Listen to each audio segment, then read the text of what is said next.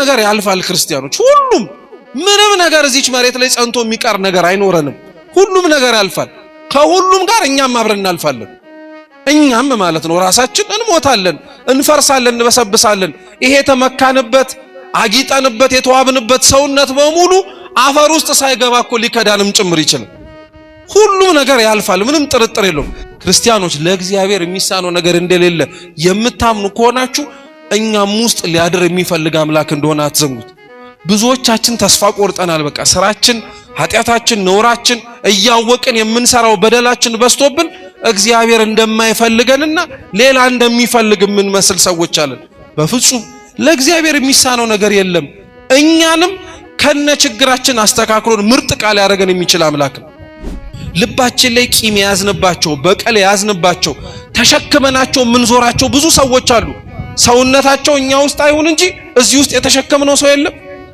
እዚህ ውስጥም የተሸከመነው ሰው አለ እስኪ ሁሉንም እናውጣቸው እነሱን ስታወጣ አንተ እኮ ነው የምትነጻው ታውቃለህ እነሱን ይቅር ስትል አንተ እኮ ነው ይቅር የምትባል ለእግዚአብሔር መስማት ያለበትን መሆን ያለብንን ነገር ስንሆንለት ለኛ የሚያስፈልገንን መስጠት ይጀምራል ዛሬ ምን ፈልገውን ከእግዚአብሔር ያጣነው እኮ እኛም ለእግዚአብሔር እንደሚፈልገው ስላልሆነለት እውነታው እንደዛ ነው እግዚአብሔርን ለማግኘት ሰው መጀመሪያ ማድረግ ያለበት መውጣት ነው በቃ ከማይሆንና ለእግዚአብሔር ከማይስማማው ነገር መውጣት አለበት እኔ ሁሌ ምንም ነግራችሁ እንደው ብትችሉ ባትረሱት ራሱ በጣም ነው ደስ የሚል ሰውን ብላችሁ እግዚአብሔርን ከምታጡ እግዚአብሔርን ይዛችሁ ሰው ብታጡ ይሻልባችኋል እኛኮ የወጣንበትን ዓለም መልሰን እንመኘዋለን ያጣነውን ነገር ስለ እግዚአብሔር ብለን መልሰን እናማርረዋለን እውነት የኛን ኗኗር በጣም ነው የሚገርማችሁ የመውጣት ካቃታችሁ አለመውጣታችሁ ለእግዚአብሔር ንገሩት እሱ ያስወጣችኋል መንገድ ይፈልጋል ዛሬ ኗኗራችን እኮ እቺን ዓለም ጥለናት የምንሄድ አይመስልም አይደል ስንቱን ስናከማች ስንቱን ስንበላ ስንቱን ስንጠጣ ስንቱን ስንመኝ ስንቱን ለማድረግ ስንሮጥ ጥለናት እንደምንሄድ ራሱ አናስብም ለዚህች ዓለም እንደክምላታለን የት ፈለግነው እግዚአብሔርን እውነት እንደ አብርሃም እኮ እግዚአብሔር ከርታታ የሆነች ነፍሳችን ማረፊያችን እንደሆነ አምኖ እንዲህ ያክል ሁሉ ውጣ ወረድ ውስጥ እኮ መግባት የሚፈልግ ማንንም የለም ሁሉም እግዚአብሔርን በቀላል መንገድ ነው ማግኘት የሚፈልገው አብዛኞቻችን ብትመለከቱ አኗኗራችንን እንኳን የክርስቶስን መስቀል ለመሸከም ይቀርና መስቀሉን ራሱ እሱ ተሸክሞልን እኛ በነጻነት ብንሄድ እንመርጣለን ዛሬ እኮ እንደ ሀገር ካለንባቸው ብዙ ነገሮች የማይስማሙ ክፉ ነገሮች መውጣት እንዳለብን ታውቃላችሁ ነውሩ ኃጢያቱ ጭካኔው የማይስማሙን ብዙ ነገሮች አሉ ልንወጣባቸው የሚገቡ መገኘት የማይጠበቁብን ብዙ ቦታዎች አሉ ስለተገኘንባቸው ልንመስላቸው የማይጠበቁብን ራሱ እጅግ ብዙ ነገሮች አሉ እንደ እግዚአብሔር ቅዱስ ፈቃድ ባለን ጥቂት ደቂቃ ሕያውና ዘላለማዊ የሆነውን የአምላካችንን ቅዱስ ቃል እንማራለን ለዛሬ የምንማማርበት የትምህርታችን ርዕስ የሚሆነው በኦሪት ዘፍጥረት ምዕራፍ 18 ከቁጥር 1 እስከ 8 ጀምሮ ባለው ኃይለ ቃል ወይም ክፍለ ምንባብ መነሻነት ይሆናል አስቀድሜ መጽሐፍ ቅዱሱን ቃል በንባብ አሰማችሁና ከዛ በኋላ ወደ ትምህርታችን እንሄዳለን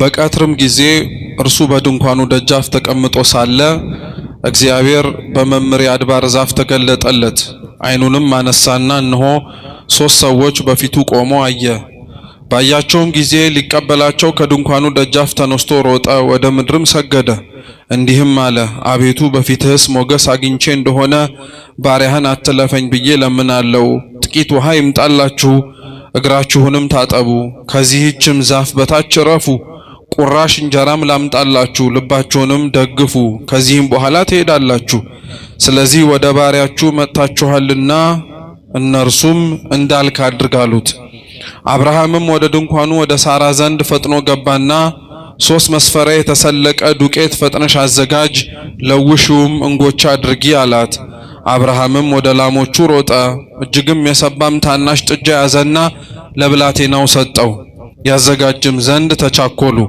እርጎና ወተትም ያዘጋጀውንም ጥጃ አመጣ በፊታቸውም አቀረበው እርሱም ከዛፉ በታች በፊታቸውም ቆሞ ነበር እነርሱም በሉ እነርሱም ሚስት ሳራ ወዴት ናት አሉት እርሱም በድንኳኑ ውስጥ ናት አላቸው እርሱም የዛሬ ዓመት እንደ ዛሬው ጊዜ ወደ አንተ በእውነት እመለሳለሁ ሚስት ሳራም ልጅን ታገኛለች አለ ሳራም በድንኳኑ ደጃፍ በስተኋላው ሳለች ይህንን ሰማች አብርሃምና ሳራም በእድሜያቸው ሸምግለው ፈጽመው አርጅተው ነበር በሴቶችም የሚሆነው ልማድ ከሳራ ተቋርጦ ነበር ሳራም በልቧ እንዲህ ስትል ሳቀች፣ ካረጀው በኋላ በውኑ ፍትወት ይሆንልኛልን?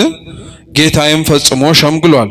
እግዚአብሔርም አብርሃምን አለው፣ ካረጀው በኋላ በውኑ እወልዳለሁን ስትል ሳራ ለምን ሳቀች? በውኑ ለእግዚአብሔር የሚሳነው ነገር አለን? የዛሬ ዓመት እንደ ዛሬው ጊዜ ወደ አንተ መጣለሁ፣ ሳራም ልጅን ታገኛለች። ሳራም ስለፈራች አልሳኩም ስትል ካደች። እርሱም አይደለም ሳቅሽ እንጂ አላት ይላል። ስለ ቃሉ የአምላካችን የልዑል እግዚአብሔር ስም የተመሰገነ ይሁን። ይህ ሁሉ ምናልባት ለማስታወስ ስለሚከብድ እኛ ኦሪት ዘፍጥረት ምዕራፍ 18 ቁጥር 14 ላይ ያለውን ኃይለ ቃል መነሻ አድርገን እንማራለን። እስኪ በውኑ በሉ ሁላችሁም በውኑ ለእግዚአብሔር የሚሳነው ነገር አለን? በዚህ ርዕስ መነሻነት እንማራለን። አምላካችን በጉባኤያችን መሃል ተገኝቶ እንዲያስተምረን እንዲመክረን የእርሱ ቅዱስ ፈቃድ ይሁንልን። በኦሪት ዘፍጥረት ምዕራፍ 18 ተጽፎ የምናገኘው ከእግዚአብሔር ወዳጆች መካከል አንዱ የሆነው ሁሉን ጥሎለት ያለውን ነገር በሙሉ የተከተለው ያበብዙሃን የብዙዎች አባት ስለተባለው ስለ አብርሃም ጽድቅና ስለ አብርሃም እምነትም ጭምር የሚያነሳ ታሪክ ነው። አብርሃም በኦሪት ዘፍጥረት ውስጥ ታሪካቸው በስፋት ተጽፎ ከሚገኙ አባቶች መካከል አንዱ ነው። ኦሪት ዘፍጥረት ሙሴ የተባለው ሊቀ ነቢያት ከጻፋቸው ከአምስቱ መጻሕፍት መካከል አንዱ ነው። ሙሴ እንደ ቤተ ክርስቲያናችን አስተምህሮ 5 መጻሕፍትን ጽፏል። የመጀመሪያው ኦሪት ዘፍጥረት ወይም ኦሪት ዘልደት ይባላል። ዓለማትን ካለመኖር ወደ መኖር እግዚአብሔር አምላክ እንዴት እንዳመጣቸው የሚያነሳ የሚያወራ ቢሆንም ስለ ስነ ፍጥረት ግን አውርቶ የሚያበቃው በ2 ምዕራፎች ብቻ ነው። መጽሐፍ ቅዱስ ዝርዝር የሆኑ ሐሳቦችን እንደሚናገረው ሁሉ በብዙሃን ደረጃ ግን መጽሐፍ ቅዱስ ፍሬ ነገሮችን የሚያወራው። ለዛ ነው መጽሐፍ ቅዱስ ልክ እንደ ሸማ ጥቅል እንደ ወርቅ እንክብል ጠቅልሎ የተናገራቸውን ሐሳቦችና ትምህርቶች አዋልድ መጽሐፍት ደግሞ እያፍታቱና እያብራሩ ሐሳቦቹን በደንብ አድርገው ይገልጧቸዋል። በኦሪት ዘፍጥረት በ2 ምዕራፎች የተጻፈው የዘፍጥረት ታሪክ ወይም ዓለማት ካለመኖር ወደ መኖር እንዴት እግዚአብሔር እንዳመጣቸው የምናገኘው ታሪክ በዝርዝር ተጽፎ የምናገኘው በስነ ፍጥረት መጽሐፍቶች ከሚባሉት መካከል አንዱ በሆነው በአክሲማሮስ ነው፣ በቅዱስ ኤጲፋኒዮስ ድርሰት። ግን ኦሪት ዘፍጥረት ተብሎ የተጠራው ስለ 2 ምዕራፎች ተብሎ ነው። ሌሎቹ ምዕራፎች ግን ከአይታቿቸው ከሆነ ስለ ሰዎች ታሪክ ነው የሚያወሩት እና ኦሪት ዘፍጥረት ላይ በጣም ሰፊውን ታሪክ ይዘው የሚገኙት አባቶች 3 ናቸው። እነሱም አብርሃም፣ ይስሐቅና ያዕቆብ ናቸው። እስኪ አብርሃም በሉ፣ ይስሐቅ፣ ያዕቆብ። እነዚህ 3ቱ ርዕሳነ አበው አርእስተ አበው እየተባሉ ይጠራሉ። የአባቶቻችን ራስ ቀደምት እግዚአብሔር አምላክ እንዴት እንደሚመለክ በሕገ ልቡና ዘመን እግዚአብሔርን እያመለኩ ያሳዩን ደጋግ አባቶች ናቸው። የመጀመሪያው ሙሴ የጻፈው መጽሐፍ ይህ ነው። ሁለተኛው የጻፈው መጽሐፍ ኦሪት ዘጸአት ነው። እስኪ ኦሪት ዘጸአት በሉ። ዘጸአት መውጣት ማለት ነው። እስራኤላውያን ወደ ግብጽ ባርነት ገብተው የቆዩባቸውን ዘመናትና እግዚአብሔር አምላክ ደግሞ ከዛ የባርነት ቀንበር ነፃ አውጥቷቸው ተስፋ ወደሚያደርጉት ወደ ምድረ ርስት ከነዓን እስኪገቡ ድረስ እንዴት እንደጠበቃቸው የምናገኘው ታሪክ ኦሪት ዘጸአት ላይ ነው። የኦሪት ዘጸአት ዋነኛ አስኳል ታሪኩም ይህ ነው። ሶስተኛው ኦሪት ዘሌዋውያን ነው። እስኪ ኦሪት ዘሌዋውያን በሉ። ኦሪት ዘሌዋውያን ከ5ቱ የሙሴ መጽሐፍት መካከል በነገድ ስም የተጠራ ነው። ሌሎቹ በነገድ ስም አልተጠሩም። ሌዋውያን የተባሉት የሌዊ ልጆች ናቸው። ይህ ደግሞ የቀደመው የደብተራ ኦሪት ወይንም ደግሞ እግዚአብሔር ይመለክበት የነበረው የታቦተ ጽዮን የድንኳኑ ስርዓት እንዴት መሆን እንዳለበት ካህናተ ኦሪት እንዴት የኦሪቱን ቤተ መቅደስ እንደሚያገለግሉት እግዚአብሔር አምላክ ስርዓት የሰራበት መጽሐፍ ነው። አራተኛው መጽሐፍ ደግሞ ኦሪት ዘሁልቅ ይባላል። እስኪ ድገሙት። ኦሪት ዘሁልቅ፣ ሁልቅ የቁጥር መጽሐፍ ማለት ነው። እስራኤላውያን ሙሴ 2 ጊዜ ቆጥሯቸዋል ይባላል። ወይም ሙሴና ኢያሱ 2 ጊዜ እንደቆጠሯቸው ይናገራል። የመጀመሪያው እስራኤላውያን የተቆጠሩት ከግብጽ ባርነት ሲወጡ ነው። ልክ የኤርትራን ባህር እንደተሻገሩ ሙሴ ቆጥሯቸዋል። ስንት ህዝብ ከዚህ ከግብጽ ባርነት ወጥቶ ወደ ምድረ ርስት ከነዓን ጉዞ መጓዝ እንደጀመረ ለማሳየት።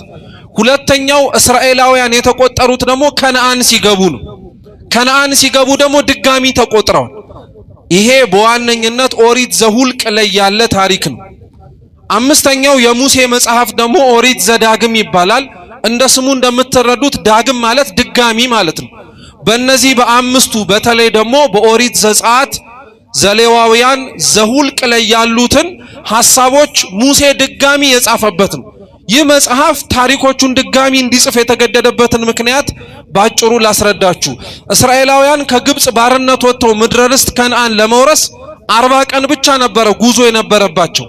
ነገር ግን እግዚአብሔር ከግብጽ ባርነት ካስወጣቸው ጊዜ ጀምሮ እስራኤላውያን እንዳስወጣቸውና ነፃነታቸውን ሲለምኑት እንደነበሩት እንደ እግዚአብሔር ሐሳብ ሊሆኑለት ስላልቻሉ 40 ቀን ይወስድባቸው የነበረው ጉዞ 40 ዓመት ነው የፈጀባቸው። ሰው ከእግዚአብሔር ሐሳብ፣ ሰው ከእግዚአብሔር አመለካከትና ሰው ለእግዚአብሔር ሊኖረው የሚገባው ኑሮ አለመኖር ሲጀምር ከእግዚአብሔር የሚሻውንም ነገርም ጭምር ማግኘት አይችልም።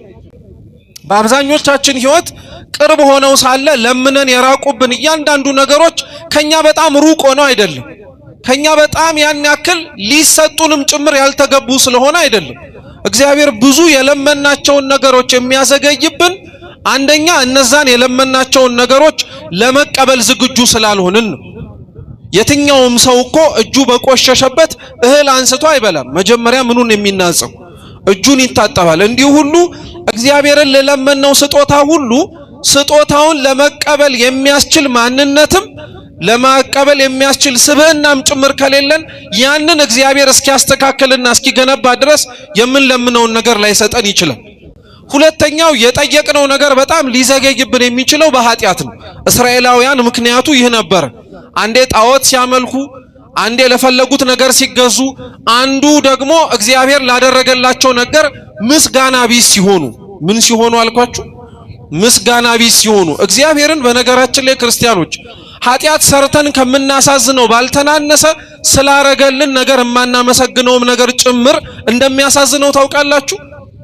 እውነቴን እንደምላችሁ እግዚአብሔርን እስራኤላውያን በጣም አርገው እንዲያሳዝኑት ምክንያት የሆናቸው ኃጢአት ሰርተው የማይደረግ ነገር ስላደረጉለት ብቻ አይደለም፣ ወይም ስላደረጉበትም አይደለም። ሲያረግላቸው ለነበረው ነገር ግን ምስጋና ጭምር አያቀርቡም ነበር። እንዲያውም ያሙት ነበር። ምን ያረጉት ነበር? ያሙት ነበር። ልበ አምላክ ቅዱስ ዳዊት መዝሙር 76 በቅንፍ 77 ላይ ምን ይላል መሰላችሁ? ከአንድም ብዙ ጊዜ ላይ በግብጽ በረሃ ሲንከራተቱ ሊበሉት እየናፈቁት ስላጧቸው ምግቦች ብለው እግዚአብሔርን እህል ስጠን ብለው ይለምኑት ነበርና እግዚአብሔር ከላይ ከሰማይ መና እያወረደ ያበላቸዋል። መና እያወረደ እያበላቸው ሲጠግቡ የነበሩት እስራኤላውያን ግን ልበ አምላክ ቅዱስ ዳዊት ምን ብሎ ሲናገር እናገኘዋለን? መዝሙሩ ላይ እግዚአብሔርን እስራኤላውያን እንዲህ ብለው አሙት፣ ከላይ ከሰማይ መና አውርዶ ሊያበላን ይችላልን ብለው ተናገሩ ይላል። እየጠየቁት ያለው እግዚአብሔር ሲያረግላቸው ለነበረው ነገር የጥርጣሬና የሐሜት ነገር ነበር። እግዚአብሔርን ያሳዘነው ይህ ነው። ዛሬም በነገራችን ላይ እስራኤላውያን እግዚአብሔርን አሳዘኑት ተብሎ በሚነገረው ልክ እኛም በጣም የምናሳዝነው ኃጢአት በመስራታችን ብቻ ሳይሆን ስላረገልን ነገር እግዚአብሔርን አለማመስገናችን ነው። ሊያውም አውቀነው ሳናውቀው የተደረገልን ነገር እሺ ቢያንስ ስላላወቅነው ነው ይባላል። ለምነን እንኳን ስለተደረገልን ነገር እኛ እናመሰግን እና እግዚአብሔር በጣም ያዝንባቸው የነበረው ለዛ ነው። 40 ዘመን ፈጀባቸው። አዲስ ትውልድ ነው ከነዓንን የወረሳት። ስለዚህ አባቶቹ ትላንትና ያጠፉትን ጥፋት፣ አባቶቹ ትላንትና ከእግዚአብሔር ጋር ሲኖሩት የነበረው ኑሮ እንዲያውቀው ተብሎ ለአዲሱ ትውልድ ኦሪት ዘዳግም ተጻፈ። እነዚህና ሌሎችም በኦሪት በነገራችን ላይ የምናገኛቸው መጽሐፎች ግን ክርስቲያኖች በአጠቃላይ ሐሳባቸውና ዋነኛ ማጠንጠኛ ጉዳያቸው ግን ትንቢት ነው፣ ወይንም ደግሞ ወደፊት ስለሚመጣው ነገር እግዚአብሔር ሕዝቡን ማዘጋጀትን ነው። ኦሪት ዘፍጥረት ስለ ስነ ፍጥረት ብቻ አይደለም የሚያወራው። በነገራችን ላይ እግዚአብሔር ዓለማትን ካለመኖር ወደ መኖር ማምጣቱን ሳይሆን ኦሪት ዘፍጥረት የሚያወራው እግዚአብሔር ደግሞ ፈጥሮ ለተዳደፈውና እንደፈጠረው መኖር ላልቻለው ዓለም እንዴት አድርጎ እንደሚያስተካክለውም ጭምር ነው። ለዛ ነው የመጀመሪያውና የቀዳማዊው ፍጥረት የሚባለው አባታችን አዳም ሲበድል ምን እንዳለው ታስታውሳላችሁ? እግዚአብሔር አምላክ አዳም ከኛ እንዳንዱ ሆነ ነው ያለው። እስኪ አዳም በሉ። ከኛ እንደ ስንቱ ሆነ? እንዳንዱ ሆነ አለ። ይሄ በነገራችን ላይ ለንግግር ተብሎ እግዚአብሔር አምላክ ከአዳም ጋር ሲያወራው ለነበረው ቃለ ምልልስ የሚነገር ሳይሆን ለወደቀው አዳም እግዚአብሔር እንዴት እንደሚያድነው ቃለ ትንቢትም ጭምር ነው የተናገረው። እግዚአብሔር አዳምን የሚያድነው ከአዳም እንደ ስንቱ ሆኖ ነው?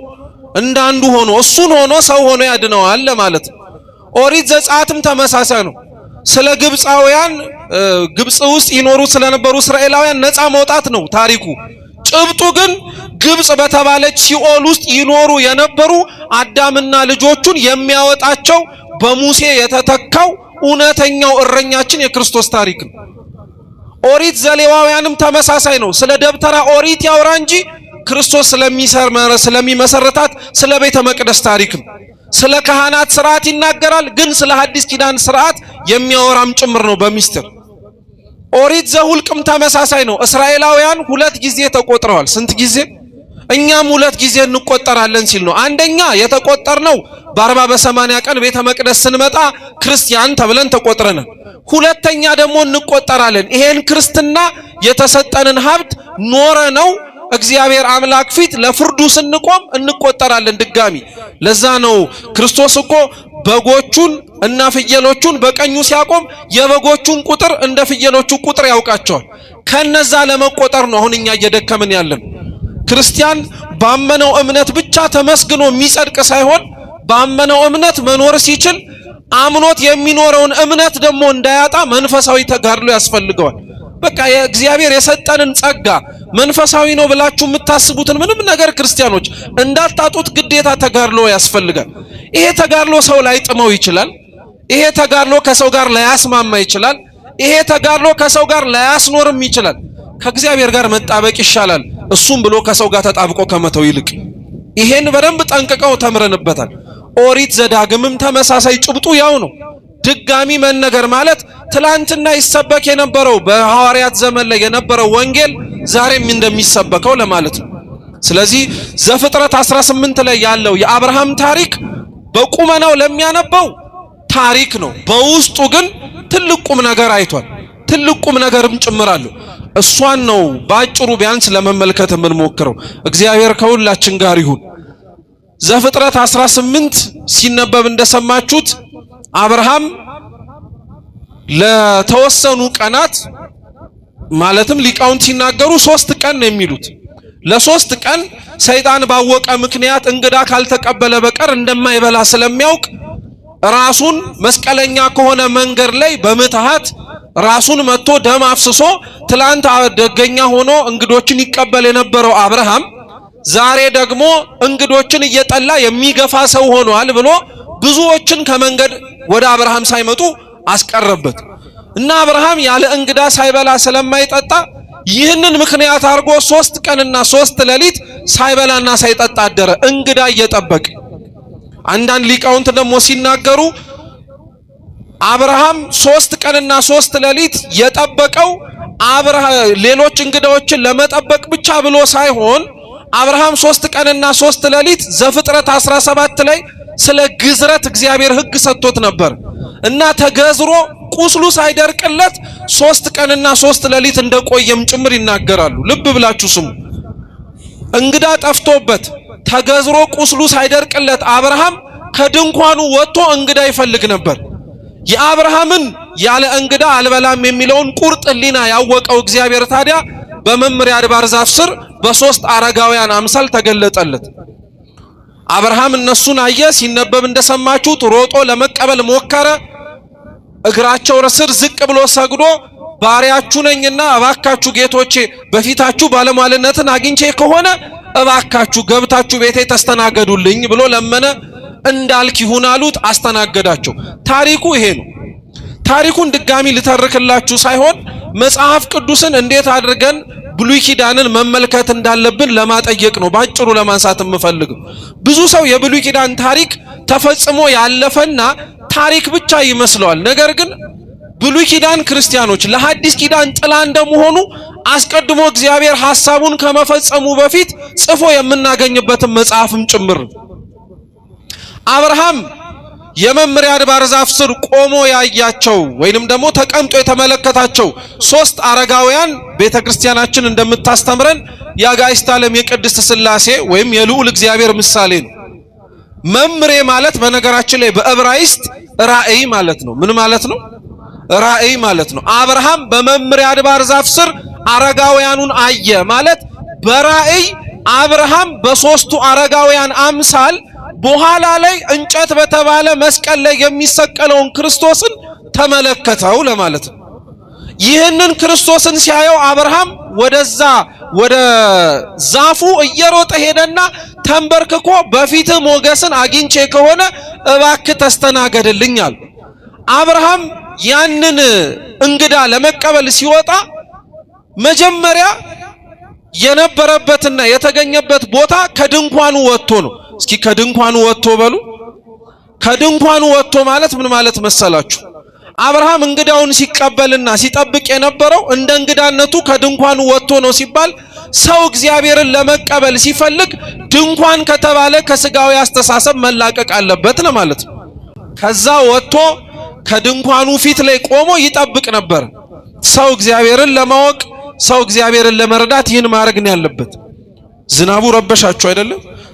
ቦታችሁን ያዙ ወደ መጠለያው። አብርሃም በመምሪያ አድባር ዛፍ ስር ሶስቱን አረጋውያን ሲያገኛቸው ቀትር 6 ሰዓት ነበር። በቀትር 6 ሰዓት ነው ቅድስት ሥላሴ የአብርሃም ድንኳን ባለበት ቦታ ላይ በዛች ዛፍ ስር የተገለጡት። እንዲሁ ሁሉ ቀትር በተባለ ሰዓትም ዛፍ በተባለ መስቀል ላይ ጌታችን ኢየሱስ ክርስቶስ ተሰቅሎ ለዓለም ድህነት እንደታየው ሁሉ ማለት ነው። አብርሃም ያንን ምስጢር ለማየት ሲል ከነበረበት ድንኳን ወጥቶ ነበር የተቀመጠው። የድንኳኑ መውጣት ደግሞ እንደ ድንኳን መውጣት ተብለው አባቶቻችን አላለፉትም። የድንኳኑ መውጣትን አንደኛ አብርሃም እግዚአብሔርን ለማየት ከድንኳኑ መውጣቱን እግዚአብሔርን የምትፈልግ ነፍስ ድንኳን ከተባለ ማንኛውም ስጋዊ ነገር መውጣትና መሸሽ እንዳለባት ለማስተማር ነው ይላሉ። ሰው እግዚአብሔርን ፈልጎ አንድ ቦታ እግዚአብሔርን ላይስማማው የሚችልበት ቦታ ደግሞ ሆኖ ሊሆን አይችልም። ተመልከቱ ክርስቲያኖች፣ አብርሃም ለእግዚአብሔር ብሎ መውጣት የጀመረው ዛሬ ከድንኳኑ አልነበረም፣ ድሮም ጨምሮ ነበር። ገና ስሙ ሳይቀየርለት አብርሃም ተብሎ ተጠርቶ ትላንትና ይኖርባት የነበረችው እዛች የጣዖት አምልኮ ከተማ ውስጥ እንኳን ሲኖር እግዚአብሔር አምላክ እየፈለገው ይወጣ ነበር። እግዚአብሔር አምላክን እየፈለገው ይወጣ ነበር። ምን ብሎ ብትሉ ታስታውሱ ከሆነ አብርሃም ያመልክ የነበረውና እየሸጠ ይተዳደርም የነበረው በጣዖት አምልኮ ነው። እና ያን ጣዖት አምልኮ ይተዳደርበት የነበረውን ግዑዝ ነገር አንድ አምላክን የሚጠየቀውን ጥያቄ ጠየቀው። ቢርበው ቢጠማው መንገዱ ረዝሞበት በንግግር ያጥርልኛል ብሎ ቢያምንም ያን ሁሉ ሊያረግለት አልቻለም። አብርሃም ያንን ሁሉ ጥሎና አቃጥሎ አምላክ ፍለጋ ነው የወጣው። ያላመለከው ነገር የለም። አምላክን ፍለጋ ፀሐዩን ፈልጓል፣ ጨረቃውን ፈልጓል፣ ነፋሱን ፈልጓል፣ እሳቱን ፈልጓል፣ ውሃውን ፈልጓል። እግዚአብሔርን ብሎ ያልፈለገው ነገር የለም። ዛሬ የአብርሃም ታሪክ የሚተረከው እግዚአብሔርን ብላችሁ የት ቦታ ፈልጋችሁ አጣችሁታል ማለት እኮ ነው። የት ፈለግነው እግዚአብሔርን? እውነት እንደ አብርሃም እኮ እግዚአብሔር ከርታታ የሆነች ነፍሳችን ማረፊያችን እንደሆነ አምኖ እንዲህ ያክል ሁሉ ውጣ ውረድ ውስጥ እኮ መግባት የሚፈልግ ማንም የለም። ሁሉም እግዚአብሔርን በቀላል መንገድ ነው ማግኘት የሚፈልገው፣ ሳይደክም፣ ሳይወጣ፣ ሳይወርድ፣ ሳይጨነቅ። ይሄ አልፎ ተርፎ እንኳን ለሐዲስ ኪዳን መክብብ የተባለች ሕግ ምንድናት ብትባሉ የመጀመሪያይቱ ሕግ ምንድናት ይላል ቅዱስ ኤፍሬም ሶርያዊ? ማንም እኔን ሊከተል የሚወድ ቢኖር መስቀሉን ተሸክሞ ከኋላ ይምጣ የምትለው ናት። ማንም ሰውም በዚህ ጊዜ ላይ ግን አብዛኞቻችን ብትመለከቱ አኗኗራችንን እንኳን የክርስቶስን መስቀል ለመሸከም ይቅርና መስቀሉን ራሱ እሱ ተሸክሞልን እኛ በነጻነት ብንሄድ እንመርጣለን። ግን መውጣት ያስፈልጋል። በቃ የሆነ ዋጋ ለእግዚአብሔር ብሎ መከፈል ግድ ይለዋል። እና ያ ዋጋ ነው አብርሃም የከፈለው። ሁሉንም አማልክት ናቸው ብሎ የሚያምናቸውን ነገሮች በሙሉ ሲፈትሽ፣ ሲወጣ፣ ሲወርድ ሲፈልግ ከርታታ የሆነች ነፍሱ የምታርፍበት ቦታ አጣም። ከአቅሙ በላይ ሲሆን ግን ያው የፀሐይ አምላክ ተናገረኝ አለ። ለዛ ነው አባቶች ሊቃውንት ሲናገሩ ምን ይላል መሰላችሁ? የሰው ዕውቀቱና እምነቱ አብረው ተናበው የሚሄዱ ነገሮች መሆን አለባቸው። ሰው አዋቂ ስለሆነ አማኝ መሆን አይችልም አይባል። ሰው አማኝ ስለሆነ ደግሞ አትወቅም አይባል። አንዳንድ በተለምዶ እየተባሉ ነገር ግን መታረም ያለባቸው ነገሮች መካከል ምን መሰላችሁ? አንዳንድ እያወቁ በቤተ ክርስቲያን ውስጥ ያለውንም ትምህርት እየተማሩ እያጠፉ ያሉ ሰዎችን ሲመለከት አንዳንድ ሰው ምን ይላል መሰላችሁ? አጥፍቶ እያወቁ ከማጥፋት እንዲሁ ዝም ብዬ ሳልማር ቤተ ክርስቲያንን እንዲሁ ያልተማረ ሆኜ ብኖር እመርጣለሁ የሚል ሰው ገጥሟቸው ያውቃል? የተማረ ሰው ሲያጠፋ አይቶ የተማረ ሰው ሲሳሳት ተመልክቶ ማለት ነው። መማርን ለማመን በጣም እንደሚያዳግት ነገር ማመንን ደግሞ ላለማወቅ በጣም እንደማይሆን ነገር አድርገን አናጋጫቸው። ማመንም ማወቅም አብረው መሄድ ይችላሉ። ልዩነታቸው ግን ምን መሰላችሁ? ዕውቀት ለማንኛውም ሰው ሊያደርሰው የሚችለው እስከዚህ ደመና ነው። ጭንቅላቱ ሊያደርሰው የሚችለው እስከዚህ እስከሚመለከተው ነገር ነው። እንኳን ጭንቅላት ይቅርና አይን እንኳን ማየት የሚችለው ማየት እስከሚችልበት ርቀት ነው።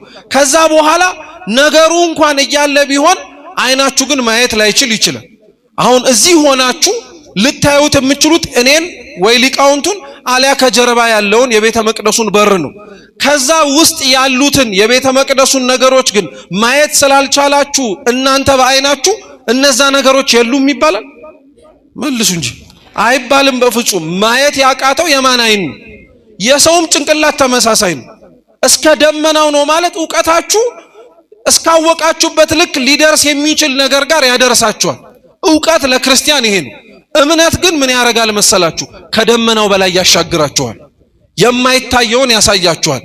የማይታመነውን እንድታምኑ ያደርጋችኋል። አብርሃም በዕውቀቱ እስከሚችለው ድረስ ሄደ። ከዕውቀቱ በላይ ግን ሲሆን እምነቱን ተጠቀመ። የፀሐይ አምላክ ተናገረኛል። የዛን ጊዜ ለእግዚአብሔር ነገረው። ምን አለ? ከካራን ውጣ አለው። ከምን ውጣ? ከካራን ውጣ አለው። አያችሁት? አብርሃም እግዚአብሔርን ለመከተል መውጣት የጀመረው ከዛች ድንኳን አይደለም፣ ከሀገርም ጭምር ወጥቶለታል እግዚአብሔር ብሎ። ዛሬ እኮ እንደ ሀገር ካለንባቸው ብዙ ነገሮች የማይስማሙ ክፉ ነገሮች መውጣት እንዳለብን ታውቃላችሁ። ነውሩ፣ ኃጢያቱ፣ ጭካኔው የማይስማሙን ብዙ ነገሮች አሉ። ልንወጣባቸው የሚገቡ መገኘት የማይጠበቁብን ብዙ ቦታዎች አሉ። ስለተገኘንባቸው ልንመስላቸው የማይጠበቁብን ራሱ እጅግ ብዙ ነገሮች አሉ። በጣም ብዙ ክርስቲያን ነው የምነግራችሁ፣ ክርስቲያኖች ስላለበትና ስለሚሆንባቸው ጉዳዮች ምክንያት አድርጎ ብዙ ነገሮቹ ሲለወጥ ይችላል። ለምሳሌ ክፉ የሆነ ዓለም ውስጥ ስለኖርን ክርስቲያኖች ክፉ መሆን አለባቸው ማለት ነው? የሚዋሽ፣ የሚቀጥፍ፣ የሚያታልል፣ የሚያጭበረብር ዓለም ላይ ስለኖርን እኛም እንደዛ ለመሆን ግዴታ መታደል አለብን ብላችሁ ታምናላችሁ? አይኖርብንም። ግን ለምደነዋል እንደዛ መሆን አለብን ብለን አይምሯችን። ለዛ ነው የታክሲ ላይ ጥቅስ አይታችሁ ታውቃላችሁ? በፍየል ዘመን ምን አቱ ነው የሚል ደሞ ታውቁታላችሁ እኮ እናንተ ራሳችሁ። በፍየል ዘመን ምን አቱ አትችልም እንደዛ። አሁን ይሄ ትልቅ አባባል ነው ያለኛ። እውነቱን እኮ ነው። ምን አንላለን?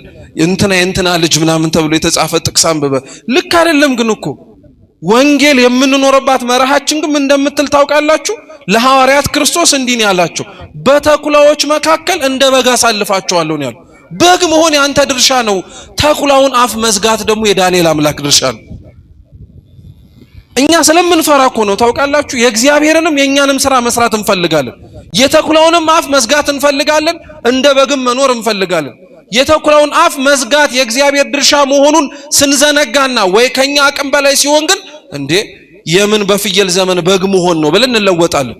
ግን እውነት አፈጣጠራችን ራሱ ለዛ ይሆን። ምሳሌ ልስጣችሁ። ሰውን ሰው የሚያስብለው ስጋውና ነፍሱ ነው አይደል? ነው አይደለም? ነፍሳችሁ ስጋችሁ ውስጥ ነው ያለችው አይደል? ነፍሳችሁ ረቂቅ ናት፣ ስጋችሁ የሚጨበጥ ነው። ነፍሳችሁ ስጋችሁ የሚጨበጠው ውስጥ ስላደረች ብላ ካልተጨበጥኩኝ ትላለች አትልም። ክርስቲያን ማለት ይሄ ነው። የሚኖርበት ዓለም የማይሆን ስለሆነ እኔም የማይሆን መሆን እችላለሁ ማለት አይችልም። አብርሃም ወጣ።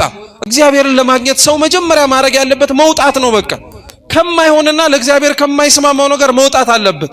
ያ ነገር ለሰው ላይ ስማማው ይችላል። ይሄን ተደጋጋሚ የምላችሁ ለምን መሰላችሁ ክርስቲያኖች? እኛ እግዚአብሔርን ብለን ለመውጣት የምናደርገው ማንኛውም አይነት ነገር ላይ በጣም አድርገን የምንሳቀቀው ስለ ሰው ስለሆነ ነው። ስለ ሰው ስለሆነ ነው።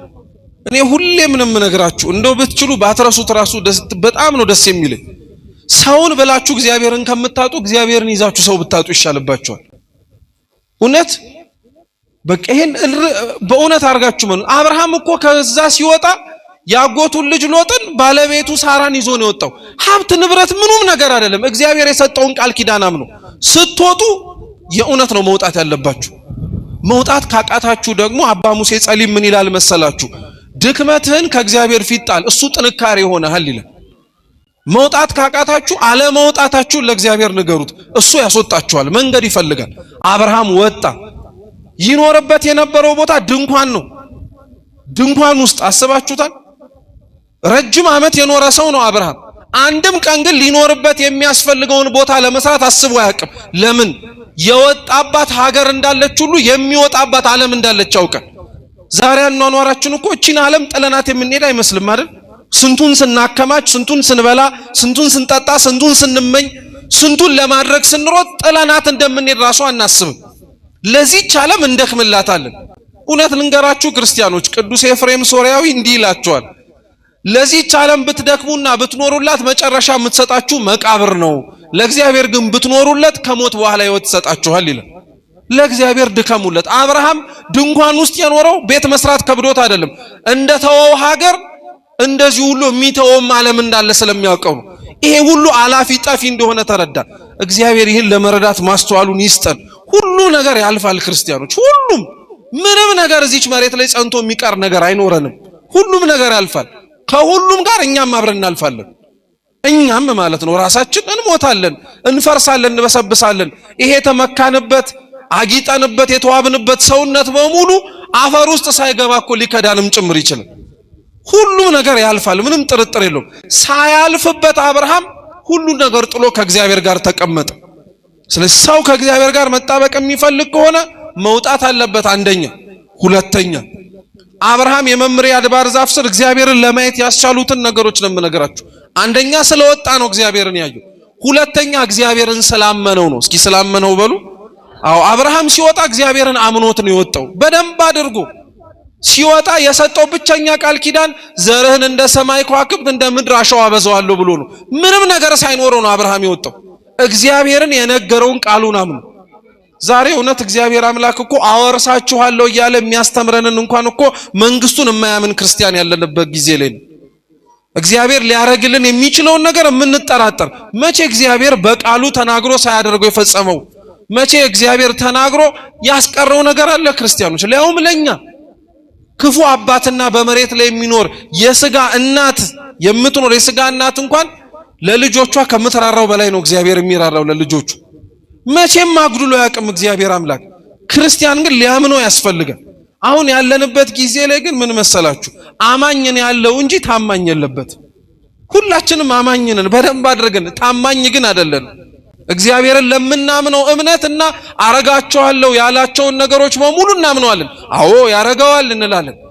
ላመነው እምነትን ግን እንታመንለት ማለት ግን አንችልም። ታማኝ አይደለንም። ምክንያቱም ሁሌም ልባችን እንደወላወለ ነው። አንዴዛ አንዴዚህ ይላል። ጥሎለት የወጣውን የካራንን ቦታ አንድም ቀን አብርሃም ሲመኝ ሰምታችሁ ታውቃላችሁ? አያውቅም። በፍጹም ተመኝቶትም አያውቅም። ከእግዚአብሔር ጋር ማግኘትም ማጣትም ሁሉም ነገሩ ሆኖለታል። በቃ አብርሃም እኛ እኮ የወጣንበትን ዓለም መልሰን እንመኘዋለን። ያጣነውን ነገር ስለ እግዚአብሔር ብለን መልሰን እናማርረዋለን። እውነት የኛን ኗኗር በጣም ነው የሚገርማችሁ። የደጋግ አባቶቻችንን ታሪክ ማወቅ የሚያስፈልገን ለዚህ ነው። አብርሃም ወጥቷል። አብርሃም አምኗል።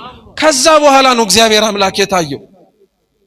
በዛች የድንኳን ቦታ ላይ ውጭ ሲቆም በቃ ሁሉ ነገር ትቶለት ነው። ሚስቱ ከውስጥ ናት፣ እሱ ከውጭ ነው። አንድም ሊቁ አምብሮስ ሲናገር ምን ይላል መሰላችሁ? የአብርሃም ውጪ መሆን የሳራ ውስጥ መሆን ሌላ ምስጢር አለው ይላል። የአብርሃም ውጪ መሆን ነፍሳችሁ ከዓለማዊ ነገር በሙሉ ትላቀቅ ለማለት ነው። የሳራ ድንኳን ውስጥ መገኘት ደግሞ ስጋችሁ ግን መሬት ላይ ሊሆን ይችላል ብሎ ለማስተማር ነው ይላል። ስጋችሁ እዚህ ቢሆንም ነፍሳችሁና ህሊናችሁ ግን እዚህ መሆን የለበትም። የሁላችንም ለዛ እኮ ነው በቤተ መቅደስ ውስጥ በመናደርጋቸው ሥርዓተ አምልኮች ውስጥ ይህንን ነገር ሊያቃጭሉ የሚችሉ ሥርዓተ ቅዳሴያችን ላይ ሲነገሩ ሰምታችኋል። አይምሩ ሀበዘ ተቀውሙ፣ የቆማችሁበትን ቦታ አስተውሉ። መሬት መሆኑን ረስተነው አይደለም። ቤተ ክርስቲያን መሆኑን ረስተነው አይደለም። ስጋችን የቆመበትን ቦታ ዘንግተነው አይደለም። ነፍሳችሁ የቆመችባት ቦታ ግን ለሰማያዊት ኢየሩሳሌም አምሳያ ናትና ወደ ላይ ውጡ ማለት እኮ ነው። ልቡናችሁ በሰማይ ይሁን፣ ሐሳብህ ላይ ይሁን፣ መሬት ላይ አታድርገው፣ ይቅርብህ እየተባለ እኮ ነው። አብርሃምና ሳራ ይሄን ያስተማሩት። አብርሃምም እየሮጠ ሄደ። በዛ በመምሪያ አድባር ዛፍ ስር የተገለጡለትን 3 አረጋውያን እንግዶች ናቸው ብሎ ነው አምን ሄዶ። ምንድናቸው? እንግዶች ናቸው ብሎ ነው። የተከበሩ ሰዎች ናቸው ብሎ አይደለም። እግዚአብሔር ነውም ብሎ አይደለም። ልዩ ፍጥረት ነውም ብሎ አይደለም። እንግዶች ናቸው ብሎ ነው ሄዶ። አይገርምም? እኛ እኮ ለምን መሰላችሁ ይሄን የምለው? ሲጀመር እንግዳ ማለት መታረም ያለበትን ሌላ ነገር ልንገራችሁ። እንግዳ ማለት ዘመድ ማለት አይደለም። እንግዳ ማለት ጓደኛ ማለት አይደለም። እንግዳ ማለት እኔም ማውቀው እናንተ የምታውቁት ሰው አይደለም። እንግዳ ማለት የማታውቀው ሰው ነው። ክርስቶስ ዳግም ሲመጣ እንግዳ ሆኜ ተቀብለኸኛል ሲል ወገን ዘመድህን እኮ አይደለም፣ የማታውቀው ሰው ሆኖ ነው የሚመጣው። አብርሃም እነዚህን 3 አረጋውያን ከዚህ በፊት አይቷቸው አያውቅም። እግዚአብሔርም አንተ ጋር ሲመጣ አይታው በማታውቀው መንገድ ሊመጣ ይችላል። ማን የጠበቀዋል? ተመልከቱ። ቅዱስ ጳውሎስ እግዚአብሔር ለምን መሰላችሁ? መዓቱ አይመልስም ፍቅሩ ካልመለሰ። የእግዚአብሔር ፍቅሩ ካልመለሰን ካላስተካከለን በፍጹም መዓቱ ሊመልሰን አይችልም። እንዴት ብሎስ ጭምር መዓቱን ለመድ ነው። እንደምታዩት ቁጣውንም ጎርፉንም በሽታውንም ወረሽኙንም ለመድ ነው መዓቱን። አሁን ምናልባት አዲስ ሊሆንብን የሚችለው ለኛ ፍቅሩ ነው። እንደ አዲስ ልንቀምሰው ልናጣጥመው የሚያስፈልገን ነገር እሱ ነው። ሊያክመንም ሊያርመንም ሊያስተካከለንም የሚችለው ነገር በፍጹም ጳውሎስ በጠበቀው አላገኘውም። እንደ እንግዳን ያገኘው። ናትናኤልንም ተመልከቱት፣ እንደ እንግዳን የሆነበት ከናዝሬት መልካም ነገር ሊወጣ ይችላልን ብሎ ነው የጠየቀውን ያልኳችሁ። እውነት ነው። ናዝሬት የድሆች ከተማ ናት። ድሆች ከሆኑት ባለጸጋ፣ ሰዎች ከሚገፏቸው ሌላውን ሰው ሊያቀርብ የሚችል ሰው ሊወጣ ይችላልን ብሎ ጠየቀ። ያልተጠበቀ ነገር ነው። አብርሃምም ያልተጠበቀ ነገር ነው ያደረገለት እግዚአብሔር። ለዛ ነው ቅዱስ ጳውሎስ የዕብራውያን መልእክቱ ላይ አንዳንዶች ባለማወቅ እንግዶችን እንቀበላለን ብለው እግዚአብሔርን ተቀብለዋልና ይላል። ልክ ነው። እንግዳ መቀበል ክብር አለው። ክርስቲያኖች ዛሬ ደጃችን ላይ ያንኳኳ የሚለምኑትንና የሚማጸኑትን የማናውቃቸውን ሰዎች እውነት ብንችል ምን አለ ደጃችንን ከፍተን ብናስገባቸው። ቤታችን ባናስገባ ግቢያችን ቢቀመጡ፣ የምንበላውን ቢበሉ የምንጠጣውን ቢጠጡ ምን ችግር አለበት? እውነት በጣም ነው የምናሳዝነው። እማንበላውን ለምን ለሰው እንሰጣለን? እማንጠጣውን ለምን ለሰው እንሰጣለን? እንዴ ወንጌል እኮ እንደዚህ አላስተማረችንም። የእውነቴን ነው የምነግራችሁ። በፍጹም ስንደግስ እንኳን ብድራቱን ሊመልስ ለማይችል ሰው ነው ጠርተን እንድናበላ የሚያዘን። በፍጹም ምክንያቱም ብድርህን ሊመልስ ለሚችል ሰው ብትቀልበውማ የተሻለ ድግስ ደግሶ አንተንም ባለዳ ያደርጋል። ድሆችን ግን ብታበላቸው ሰጥተው ሊሄዱት የሚችሉት አንድ ያለቻቸው ሀብት የክርስቶስ ስም እግዚአብሔር ነው። እግዚአብሔር ይስጥህ ይላሉ። ማን ይስጥህ? እግዚአብሔር ይስጥህ። እውነት ይሄ እኮ ወንጌል ተኑሯል። ደግሞ የሐዋርያት ሥራ ላይ ጌቶች አትለፉኝ ያላችሁን ገንዘብ ስጡኛል እና ምንም ገንዘብ የላቸውም ሐዋርያት ክርስቶስን ሲከተሉ ሁሉን ትተው ነው የሄዱት። አያችሁ የአብርሃም ልጆች ናቸው። አብርሃም ሁሉን ጥሎ አይደል የወጣው? ሐዋርያትም ሁሉን ጥለውት ነው የሄዱት። በቃ ገንዘብ የላቸው ምን የላቸው፣ ለጀርባቸው እራፊ ጨርቅና የሚመረኮዟት በትር ነው ያለችው። ምንም ነገር የላቸው። ከሁሉም በላይ የሚሆን ግን ስም አላቸው። እሱም የክርስቶስን። ገንዘብ ስጠን ሲሉት የለኝም ገንዘብ ግን አለ በናዝሬቱ በኢየሱስ ክርስቶስም ተነስተ ተመላለስ አለው። ቀጥ ብሎ ነው የተመላለሰው። ከገንዘብ በላይ የሆነን ስም ይሰጣሉ። ነዳያን፣ እንግዶች፣ የማናውቃቸው ማለት እኒህ ናቸው። ያልጠበቅነውን ሲሳይ የሚሰጡ ማለት ነው። አብርሃም እንዲህ አድርጎ ነው እግዚአብሔርን የተቀበለው። ሮጠ፣ ተመረኮዘ፣ ወደቀ። እንዲህ አብርሃምን እንደዚሁ ታሪኩን ስናመጣው ቀላል መሰለ እንጂ እኮ በጣም ባለጸጋ ሽማግሌ እኮ ነው። ረጅም ዓመት የኖረ እንግዳ ለመቀበል ያለው ፍጥነት አይገርማችሁም? እየሮጠ ሄዶ ከግራቸው ተደፋ ባልበላ አንጀቱ።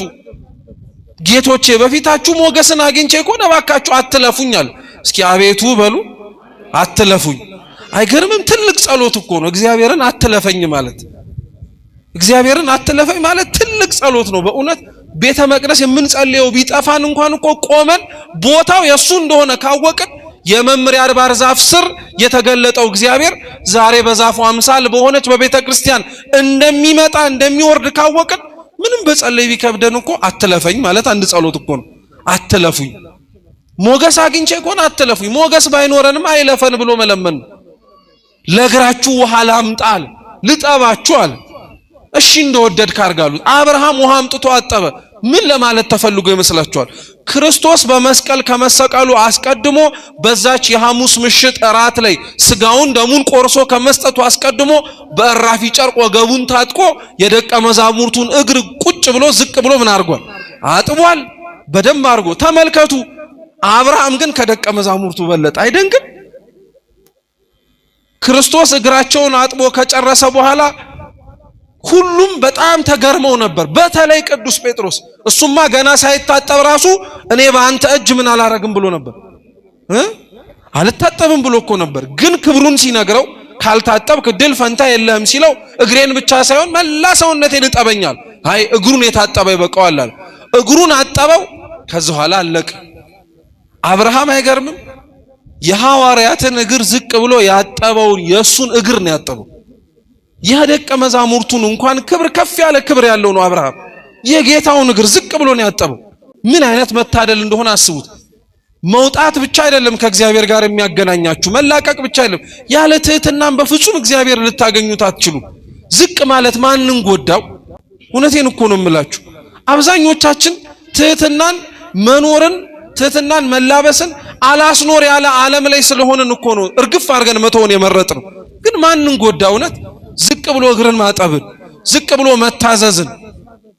ሊያውም ቤተክርስቲያን ውስጥ ያለ ሰው በጣም ነው የሚገርማችሁ። በጣም እኮ ቀላል ነገር ነበረ። ከትህትና ትንሹ ነገር እሱ ነበረ፣ መታዘዝን ማለት ነው። አብርሃም ዝቅ ብሎ እግራቸውን አጠበ እና ሊቁ አምብሮስ ምን ይላል መሰላችሁ? ሰው የሌላውን እግር ዝቅ ብሎ የሚያጥበው በሌላው እግር ላይ ያለውን ቆሻሻ ለማጽዳት ሳይሆን በሱ ላይ ያለውን እድፍ ለማንጻት ነው ይላል። እየሰማችሁ ነው? አብርሃም ዝቅ ብሎ የጌቶቹን እግር ሲያጥብ እነሱ ደግሞ እሱ ባላወቀ የራሱን በደል ያጥቡለት ነበር። ትህትና ዋጋዋች ናት። ማን ከኛ መካከል ዝቅ ብሎ ሌላውን ለማገልገል የሚፈልጋል? ማን ዝቅ ብሎ ከኛ መካከል ሌላውን ለመታዘዝ የሚፈልጋል? እውነት እንዲህ አይነቱ የታደለ ጸጋ ያለው ሰው ዝቅ በማለቱ ሌላውን እየጠቀመ ሳይሆን ማንን ነው መልሶ የሚጠቅመው? ራሱን ነው በደሉን የሚያነጻው። ከእግዚአብሔር ፊት ያለንን ሸክም እንዲቀልልን ትፈልጋላችሁ? የሌሎቹን ሸክም እናቅልልላቸው። ልባችን ላይ ቂም ያዝንባቸው፣ በቀል ያዝንባቸው፣ ተሸክመናቸው የምንዞራቸው ብዙ ሰዎች አሉ። ሰውነታቸው እኛ ውስጥ አይሁን እንጂ እዚህ ውስጥ የተሸከምነው ሰው የለም? እዚህ ውስጥም የተሸከምነው ሰው አለ። እስኪ ሁሉንም እናውጣቸው። እነሱን ስታወጣ አንተ እኮ ነው የምትነጻው፣ ታውቃለህ? እነሱን ይቅር ስትል አንተ እኮ ነው ይቅር የምትባለው። አብርሃም እግራቸውን አጠበ። እባካችሁ ግቡ ብሎ የተናገረው አብርሃም እግራቸውን አጥቦ ሲጨርስ ተመልሶ እየሮጠ ለሚስቱ ነገራት። እባክሽ በሶስት መስፈሪያ ዱቄት ሰልቂና አንድን ጎቻ ጋግሪላቸዋል። ሶስቱን ጎቻ አንድ መሆኑ እውነት ነው፣ የምስጢረ ሥላሴ ትምህርት ነው። ሶስት ሲሆኑ አንድ፣ አንድም ሲሆኑ ስንት ስለሆኑ? ሶስት ስለሆኑ። ቅዱስ ቄርሎስ ግን ምን ይላል? በሶስት እንጎቻ አንድ፣ በሶስት መስፈሪያ ዱቄት አንድ እንጎቻ ጋግሪ ማለት ሶስቱ መስፈሪያ የተባሉት እምነት፣ ተስፋና ፍቅር ናቸው ይላል። እስኪ እምነት በሉ፣ ከዛስ በእነዚህ ሶስቱ የተለወሰ ምግባር የሚበላ ነገር ይኖራችሁ ማለት ነው። እግዚአብሔርን በእምነታችሁ ብቻ አታገልግሉት፣ ተስፋም ይኖራችሁ።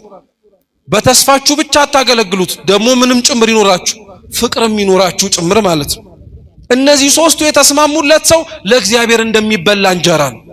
ለእግዚአብሔር እንደሚጠጣ እንደሚያረካ መጠጥም ጭምር። እንጎቻ ጋገሩ። ያንን ሲያረግ ደግሞ ለዛኛው ሎሌው ደግሞ ከፍሪዳዎቹ መካከል አንዱን ስበህ አምጣና አርደህ አቅርብላቸዋል። ታረደ፣ ቀረበላቸው። ቅድስት ሥላሴ በአብርሃም ፊት እንደሚበሉ ይመስሉ ነበር ይላሉ ሊቃውንተ ቤተ ክርስቲያን። እሱም ያልበላ ስለሆነ እየበሉ እንዲበላ፣ ነገር ግን በእነሱ ሰም በእሳት ፊት ሲቀልጥ እንደሚቀልጥ እህሉም ከፊት ለፊታቸው ይቀልጥ ነበረ። አብርሃምን ፈልገው ነው የመጡት እንጂ እንጀራውን ፈልገው አልመጡም ነበር። እሱን ወዳጃቸውን ፈልገው ነው እንጂ የተገኙት የሚያቀርበውን ምግብ ፈልገውት አይደለም። ዛሬም ክርስቲያኖች አትርሱ፣ እናንተን ነው እንጂ ሌላውን ነገር እግዚአብሔር መጀመሪያ አይፈልግም። ከናንተ በኋላ ነው ሌላው ነገር የሚመጣው። ከኛ በኋላ አቀረቡ፣ አስተናገዱ። ከዛ በኋላ እግዚአብሔር ስራውን ጀመረው። ወጥቶ ለተቀበለው፣ እግሩን ላጠበለት፣ ያለውን ላቀረበለት ለአብርሃም አሁን ደግሞ እግዚአብሔር መልስ መስጠት ጀመረ። እግዚአብሔር እንዲህ አምላክ ነው። ስንወጣለት፣ ክፉ ከማይስማማው ነገር ስንለይለት፣ በትህትና ሆነን ዝቅ ስንልለት ያለንን ነገር ይህ ነው ያለን ብለን ስንሰጠው ያኔ እሱ ደግሞ መሙላትና መስራት ይጀምራል። ምን አለው? ለመጪው ዓመት ስመጣ ወይም በቀጣይ ዓመት ስገኝ ልጅ ትወልዳለህ አለ። ማን ነገረው? ልጅ የለኝም ብሎ አብርሃም ከእግዚአብሔር ፊት አንዲትም ቅሬታ አላሰማም። ዛሬ እኮ ያለን ክርስቲያኖች ከእግዚአብሔር ፊት የማናሰማው ምን ቅሬታ አለ? እስቲ እንዲያውም ይገኝ። አሁን እውነት እግዚአብሔር እንደ እንግዳኛ ቤት ቢገኝ እና እንንከባከበዋለን? እሱ መሆኑን ስናውቅ ራሱ ጥያቄያችንን የምንጀምረው መጀመሪያ እኔ ጉዳይ ይለቅ ብለን። አብርሃም ማድረግ ያለበትን ነገር በሙሉ አረገ። እግዚአብሔር ከዛ በኋላ እሱ ሊነግረው ያልፈለገውን በልቡ ጓዳ ያለውን ነገር ደግሞ እያወጣ መናገር ጀመረ። ለዛ ነው ሊቃውንት አሁንም መልሰው ወደ አብርሃም ድንኳን ይመልሱናል። በአብርሃም ድንኳን ውስጥ የነበረችው ሳራ አብርሃም በእግዚአብሔር ፊት ያልተናገረው የልቡ ምስጢር ነው። በአብርሃም ድንኳን በውጭ የነበረው አብርሃም ደግሞ ለእግዚአብሔር ያወራለት ነገር ነው። ለእግዚአብሔር መስማት ያለበትን መሆን ያለብንን ነገር ስንሆንለት ለኛ የሚያስፈልገን መስጠት ይጀምራል። ዛሬ የምንፈልገውን ከእግዚአብሔር ያጣነው እኮ እኛም ለእግዚአብሔር እንደሚፈልገው ስላልሆንለት። እውነታው እንደዛ ነው። ልጅ እሰጥሃለሁ፣ ለሚመጣው ዓመት ልጅ ይኖርሃል አለ። ከውስጥ ሆና እንደሰማችሁት ባለቤቱ ሳቀች እና ለምን ትስቂያለሽ አለ። ከዛም በኋላ የወለደችው ልጅ ይስሐቅ የተባለው ይስሐቅ ሲባል ሁሌም መሳቋን በእግዚአብሔር ፊት እያስታወሰች ያንን ልጅ የእግዚአብሔር እንደሆነ እንድታቀው ለማድረግ ነው። ነገር ግን እኛ የትምህርታችን ዋናው አስኳል አድርጌ ቁጥር 14 ላይ ነገርኳችሁ ነገር ነው። ሳራ ትወልጃለሽ የሚባለውን ንግግር አብርሃምም ጭምር ሲሰማ ምንድን ነበር ያሉት? እሷም በሴቶች ልማድ እንደቀረባት አብርሃምም እንዳረጀ ተናገረች። እና ራሱ እግዚአብሔር ለነሱ ነው በእውኑ ለእግዚአብሔር የሚሳነው ነገር የለምን አለን ብሎ የጠየቃቸው። እቺን ንግግር ክርስቲያኖች ከዚህ ውጪ ሌላ ቦታ ታውቃታላችሁ? ገብርኤል ሲለው አልሰማችሁ? አረሳችሁት እንዴ? ቅዱስ ገብርኤልም እኮ ብሏታል እቺን ንግግር አይደል እንዴ? ለእመቤታችን ሲያበስራትና ሲናገራት ለእግዚአብሔር የሚሳነው ነገር አለን ብሎ አልተናገረም? ተናግሯል። አያችሁት? የአብርሃም ድንኳን አይደለም ማለት ነው። ታሪኩ ስለሷ ነው የሚያወራው። የመምሪያ አድባር ዛፍ መስቀሉ ነው። ሶስቱ አረጋውያን አብ፣ ወልድ፣ መንፈስ ቅዱስ ነው። ሳራ ትሰናዳበት የነበረው አብርሃም ከውጭ ሆኖ እግዚአብሔርን ይጠባበቅበት የነበረው ድንኳን እመብርሃን ናት። አብ የመረጣት፣ ወልድ ያደረባት፣ መንፈስ ቅዱስ የቀደሳት ለዚህች አይነቱ ሙሽራ ነው አብርሃም ሲንጎዳጎድ የነበረው። አብርሃም ሲደክም የነበረው ለሷ ነበር። ጌቶቼ ግቡልኝ ሲል የነበረው የአዳም ጩኸት ነው። ውረድ፣ ተወለድ፣ አድነን ሲሉ የነቢያት የነበሩት ጩኸቶች በሙሉ ናቸው። እግዚአብሔርም ወረደ። ሊያርፍበት የፈለገው ድንኳን የአብርሃም ድንኳን መሆኑ የእመቤታችን ሰውነቷ ነው። ለዛ ነው ቅዱስ ቄርሎስ ምን ይላል መሰላችሁ? እግዚአብሔር ከሰማያት ወርዶ እዛ ዛፍ ስር የታየው ድንኳን ውስጥ ለመግባት እንዳይመስላችሁ። እግዚአብሔር የሚያርፍበትና እግዚአብሔር የሚኖርበት ቦታ መልካም ልብ ነው ይላል። ምን ልብ ነው? መልካም ልብ ነው። ታዲያ ረሳችሁት? አባ ሕርያቆስ ምን እንዳለ? እግዚአብሔር በሰማይ ሆኖ ተመለከተ፣ ተነፈሰ፣ አሻተተ፣ እንዳንቺ አላገኘም፣ ያንቺን መዓዛ ደምግባትሽን ወደደ ይል ያለው። እግዚአብሔር ያርፍባት ዘንድ እሷን የመረጣት ሰውነቷን ብቻ አይቶትና ንጽህናዋን ቅድስናዋን ተመልክቶት በውስጧ ያለውን ገንዘብ አይቶ ነው። የአብርሃም ድንኳን ናት እሱ። በእውኑ ለእግዚአብሔር የሚሳነው ነገር እንደሌለ ልንገራችሁ። አብርሃምን ማን ለማሰብና የእግዚአብሔር ሕዝብ ይሆናል ብሎ ማን ያስበዋል? ጣዖተኛ እኮ ነበር፣ ክፉ ሰሪ ነበር። ግን አብርሃምን የተመረጠ ሕዝብ አረገ። ሌሎችንም ተመልከቷቸው። ማን ጳውሎስን ምርጥ ዕቃ ይሆናል ብሎ ያስበዋል? ማንም፣ እግዚአብሔር ብቻ ነው። ማን እመቤታችንን የአምላክ እናት ልትሆን ብለው ያሰባት ሰው አለ? ማን ብቻ ነው ያሰባት? እግዚአብሔር ካሰባት በኋላ ግን ፍጥረት በኋላ አልዘነጋትም። ይሄው እስካሁን ድረስ ወደፊትም ጭምር ብጽዕት እያሏት ይኖራሉ እመቤታችን። በእውኑ ለእግዚአብሔር እውነት ነው የሚሳነው ነገር የለም። ሰው ሊሆንባት የመረጣት አዳራሽ እሷ ናት። አብርሃም ሲናገር የነበረው እግዚአብሔርም ለአብርሃም ሊያሳምነው የፈለገው ለምንድን ነው? ለኔ የሚሳነኝ ነገር የለም፣ ሰው ሆኜ ላድርበት የመረጥኩት ያንተ ደጅ ነው ሊል። ክርስቲያኖች ለእግዚአብሔር የሚሳነው ነገር እንደሌለ የምታምኑ ከሆናችሁ እኛም ውስጥ ሊያድር የሚፈልግ አምላክ እንደሆነ አትዘንጉት።